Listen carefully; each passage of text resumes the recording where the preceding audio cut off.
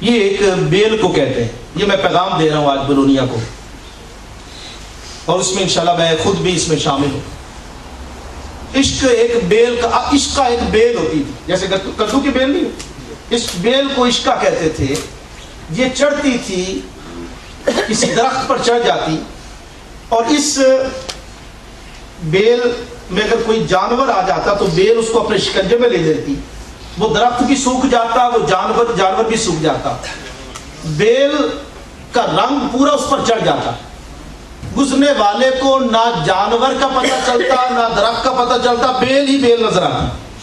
ذاتیں دو ہوتی, ذاتیں دو, مگر گزرنے والوں کو دو نہیں لگتی تھی, ایک ہی رنگ نظر آتا. سبحان اللہ. رانجھا رانجھا کر دی انہی میں آپے رانجھا. پھر وہ اپنی پہچان اس طرح نہیں چاہتا کہ مجھے کوئی چودھری کا بیٹا کہے, میں گزروں تو مجھے کہے یہ چودھری صاحب کا بیٹا ہے, میں گزروں تو مجھے لوگ کہیں قاری صاحب کا بیٹا ہے, میں چلوں تو مجھے کہیں کہ میں فلاں کا بیٹا ہوں. جب عشق آتا ہے تو پھر یہ ہے کہ بندہ یہ چاہتا ہے مجھے اس طرح کوئی نہ پہچان. میں گزروں تو وہ کہے یہ رسول کا غلام جا رہا ہے, یہ حضور کا عاشق جا رہا ہے. میری پہچان کسی اور سے نہ ہو, میری پہچان ہو تو میرے محبوب سے ہو جس کا میں عاشق ہوں. اور عشق بھی بھائیو دو طرح کا ہوتا ہے. ایک علماء فرماتے عشق مجازی ہے اور ایک عشق حقیقی ہے. عشق مجازی اور عشق حقیقی, اس پر میں گفتگو کروں تو گھنٹوں کرتا جاؤں. عشق مجازی اور عشق حقیقی میں فرق کیا ہوتا ہے؟ آج سب عشق کا دعویٰ کرتے ہیں نا. اب سمجھ لیجئے کہ جھوٹا عشق کدھر ہے, سچا عشق کدھر ہے, تاکہ تنظیمات بیٹھی ہیں, اصلاح ہو. عشق مجازی کا کیسے پتا چلے کہ یہ دعویٰ ایسے عشق کا ایسے ڈھونگ رچایا ہوا عشق ہے نہیں, وہ عشق مجازی ہے. عشق حقیقی کیسے پتا چلے کہ اس کو سچا عشق ہے؟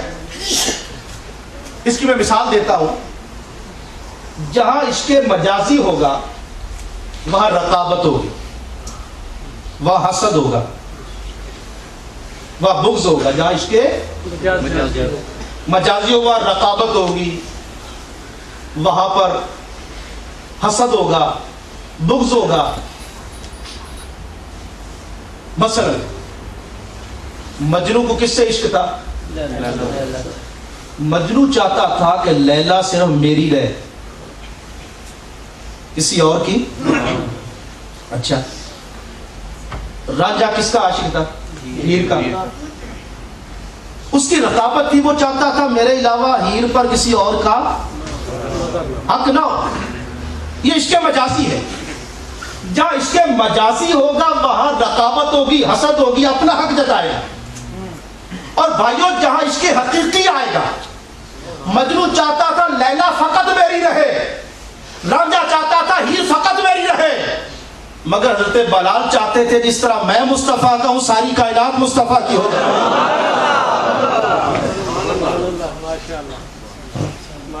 وہاں رقابت نہیں, وہاں حسد نہیں.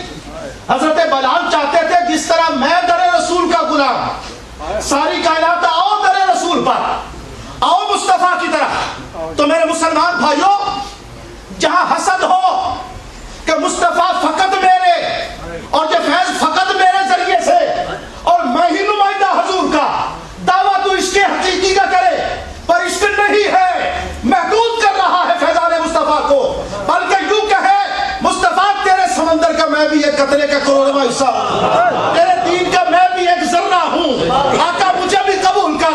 آؤ سارے دنیا والوں سب چلے مدینے چلے, سب در رسول پر چلے. اگر تو نے صرف اپنی ذات تک محدود رکھا دعویٰ عشق کا کرے گا مگر جھوٹا ہوگا. جہاں عشق حقیقی آتا ہے وہاں رقابت نہیں آتی. جو بھی مصطفیٰ کے گیت گائے وہ تجھے پیارا لگنا چاہیے, جو مصطفیٰ کے ترانے گائے وہ تجھے پیارا لگنا چاہیے. یہ نہ دیکھو پڑھ کون رہا ہے, یہ دیکھو پڑھ کس کے لیے رہا ہے. اور یہ اگر تیرے اندر جذبہ پیدا ہو گیا تو یہ جذبہ وہ ہے مصطفیٰ کہہ گیا یہ مجھ سے محبت کرتا ہے, یہ مجھ سے, یعنی اب فرق دیکھیے, ایک حضور سے محبت ہے, حضور کے ذریعے سے سب سے محبت, یہ حقیقت ہے ایمان کی. اگر کوئی یہ نہ کرے اور کہے کہ اس سے ہو کر حضور کی طرف جاؤ, اس کے ذریعے سے سرکار کی ہو, تو سمجھ لو میں پیغام دے رہا ہوں.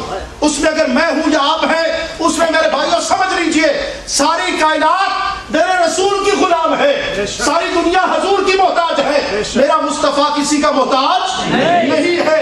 جس کو جو ملا جتنا ملا وہ سرکار کے ذریعے سے ملا۔ آج یہ اپنا مائنڈ بنا لیجئے، نہیں دنیا والوں آؤ میں بھی در رسول پر چلتا ہوں، تم بھی چلو۔ اور دوستان محترم ابھی آپ کے لیے قرآن نازل ہوگی، سب کو نام ملیں گے، تڑپ رہے ہیں سارے؟ کریم سلطان صاحب مدینہ پاک کی آپ نے خوب یاد دلائی، سب جانا چاہتے ہیں مدینے، پر اس کو بھی دیکھو جو مدینہ چھوڑ کر آ رہا، سارے تڑپتے ہیں مدینے جائیں، پر حسین تو مدینے کو چھوڑ کے آ رہا۔ سارے حج کرنے جاتے ہیں، 8 ذوالحج کو میرا حسین حج چھوڑ کر کربلا کی طرف جا رہا ہے۔ کبھی غور کیا آپ نے؟ اور حسین تو سجادہ نشین ہے نا مدینے کا، کوئی اپنا دربار چھوڑ کے جاتا؟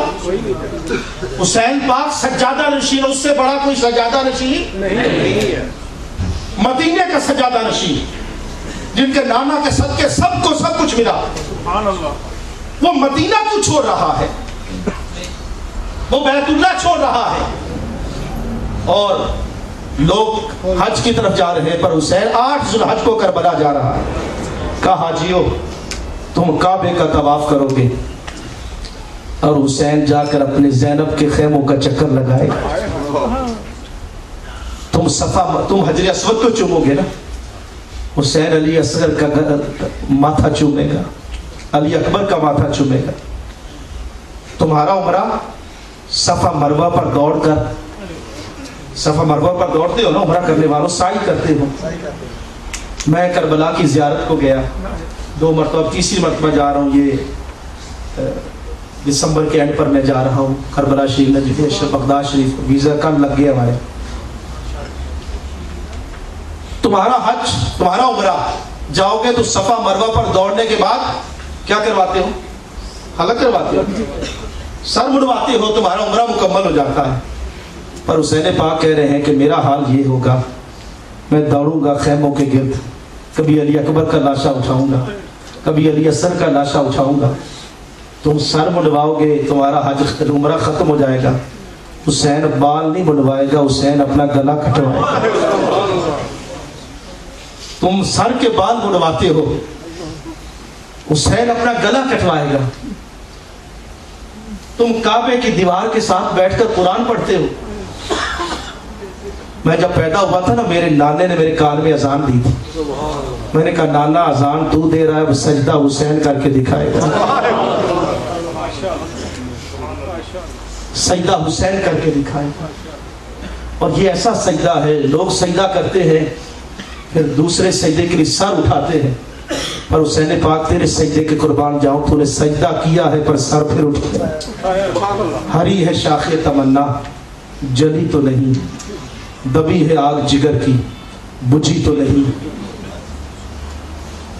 اور جفا کی دیگ سے گردن وفا شاروں کی کٹی ہے برسر میدان جھکی تو نہیں، اور لا الہ تو پڑھ لیا اب لے مزہ تاثیر کا، لا الہ کی تہ کے نیچے خون ہے شبیر کا، اور لا الہ کے پڑھنے والوں لا الہ سے پوچھ لو، لا الہ تو بچ گیا گھر کٹ گیا شبیر کا۔ اور یہ جو عشق تھا نا امام علی مقام کا، یہ اتنا اونچا تھا، وہ بابا بلے شاہ نے کہا نا کہ عشق تھی اگ دا سیک برابر، پر عشق دا سیک گھنیرا، اگ تے بجھتی نال پانی دے، پر عشق دا دارو کیڑا، بلیا اتھے ککھ نہیں رہندا جتے عشق نے لایا ڈیرا۔ موت کہہ رہی تھی حسین بڑے بڑے ڈر جاتے ہیں، اور حسین پاک کا یہ بھی کمال دیکھیے، اگر کسی کو پتا ہونا کہ مجھے یہاں گولی لگنی ہے تو لوگ ادھر نہیں جاتے، اور میرے حسین کو تو پتا تھا میں نے کربلا میں شہید ہونا ہے، اور پھر وہ کربلا کی طرف گئے ہیں۔ ہمارے لیے پیغام حسین پاک نے کیا دیا، سیدنا امام حسین علیہ السلام کا پیغام کیا ہے؟ دیکھو دنیا والوں، ایک طرف ظالم تھا، میں ڈٹ گیا، زندگی میں تمہارے ہاں بھی کربلائیں، چھوٹی چھوٹی کربلائیں آئیں گی، ایک طرف بیچارہ غریب ہوگا، ایک طرف وڈیرا ہوگا، ایک طرف مظلوم ہوگا، ایک طرف ظالم ہوگا، محلے کی پنچایت لگے گی، اس وقت تمہارے ہاتھ میں فیصلہ ہوگا، تم اور تو کچھ نہیں کر سکتے. مجھے پتا ہے تم اپنے علی اصغر کو کیسے ذبح کرواؤ گے، کہ تو حسین کا ہی جگرا تھا کہ ذبح کروا کے پھر بھی مسکرا رہا ہے، مولا جیسے تو راضی ہے ویسے میں راضی ہوں. لیکن اتنا تو کر لینا، اگر زندگی میں کہیں حق اور باطل کی کوئی پنچایت لگے، ایک طرف غریب بیچارہ ہو، ایک طرف وڈیرا پیسے والا دولت مند ہو، اب تو اگر دب گیا اس موقع پر اور ظالم کا ساتھ دیا تو تو نے میرے خون کو ضائع کر دیا. اتنا تو کر سکتا ہے نا. میں تمہیں گردن کٹانے کے لیے تو نہیں کہہ رہا، لیکن اس پنچایت میں تو بیٹھا ہے اور اس وقت بھی تو نے اگر حق بات نہ کہی تو پھر تو نے یزیدیت کی سپورٹ کی ہے، حسینیت کی سپورٹ نہیں کی ہے. فقط ذکر زبان سے کر کے اور عمل تیرا کچھ اور ہو، تلواریں تیری یزید کے ساتھ ہوں اور زبان پر تو حسین حسین کرے، یہ تمہیں زیب نہیں دیتا. آج وقت کا تقاضا یہ ہے، حق اور باطل کی کشمکش ہوتی ہے میرے بھائیوں. اپنی برادری میں، اپنے محلے میں، اپنے علاقے میں اگر کبھی ایسا موقع آ جائے تو حسین کا پیغام یہی ہے کہ ساتھ پھر حق کا دینا ہے، سچے کا ساتھ دینا ہے. جو جھوٹا ہو یا تو چپ کر کے اٹھ کر چلے جانا، اتنا ہی کر لینا، لیکن کسی ظالم کا ساتھ نہیں لینا. اگر تو نے ظالم کا ساتھ دیا تو پھر دعویٰ تیرا ہوگا کہ میں حسینی ہوں اور عمل تیرا حسینی نہیں ہے. تو کربلا کا پیغام یہ ہے کہ تم نے ساتھ ظالم کا نہیں دینا، ساتھ مظلوم کا دینا ہے. آج اگر تم نے مظلوم کا ساتھ دیا تو میں خوش ہو جاؤں گا، میرا نانا خوش ہو جائے گا. اگر تو نے ساتھ نہ دیا اور ظالم کا ساتھ دیا تو پھر تو نے ذکر حسین کی لاج نہیں رکھی ہے، پھر تو نے خون حسین کی لاج نہیں رکھی ہے. اللہ پاک میرا اور آپ کا حامی و ناصر ہو. زندگی رہی تو پھر انشاءاللہ کبھی ملاقات ہوگی. ایک بھائی نے